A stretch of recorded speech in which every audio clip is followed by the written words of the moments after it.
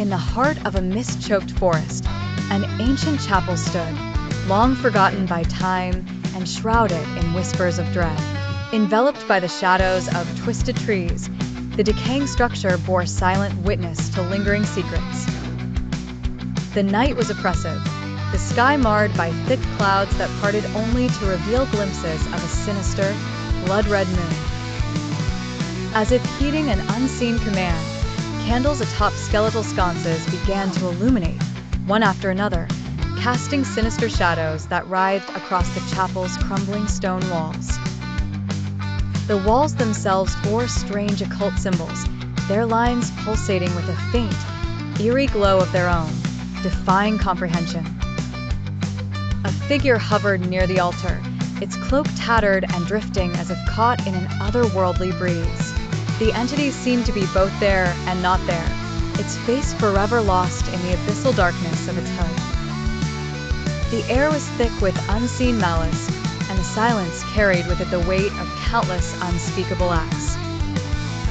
Brad, an enthusiastic historian obsessed with the occult, had heard tales of the camouflaged place. His goal, to uncover the ancient language and decode the secrets that might lie within. As he crossed the threshold, an overwhelming sense of being watched gripped him, but he pressed forward. The draw of the unknown was far too compelling. Brad moved closer to the altar, a dreadful shiver running through him as the candles flickered more violently, shadows on the walls shifting unnaturally. The ghostly figure raised its hand, and the air rang with a sound that was not sound, an echo of despair that pulled at the edges of his consciousness. Panicked, Brad reached for the journal stuffed in a satchel, its pages filled with his past discoveries. His hands trembled as he thumbed through the notes, eyes wide with creeping fear. His flashlight, succumbing to the oppressive darkness, sputtered uselessly, the only light now the unholy glow emanating from those cryptic symbols.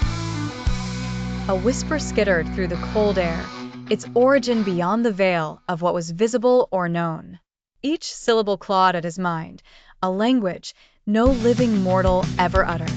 The chapel seemed to pulse with an ungodly life of its own. Suddenly, the hooded figure began to reach out its hand, not in a gesture of malevolence, but supplication. It yearned for release from its undying prison. With heart pounding, Brad knew he stood at a precipice, a choice to flee from this place or decipher the unsettling message embedded within those glowing symbols.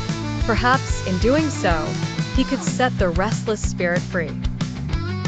As the candle's dance grew wilder, he made his choice, stepping forward toward the dark specter, armed only with his wits and intense determination, preparing to answer the chapel's call.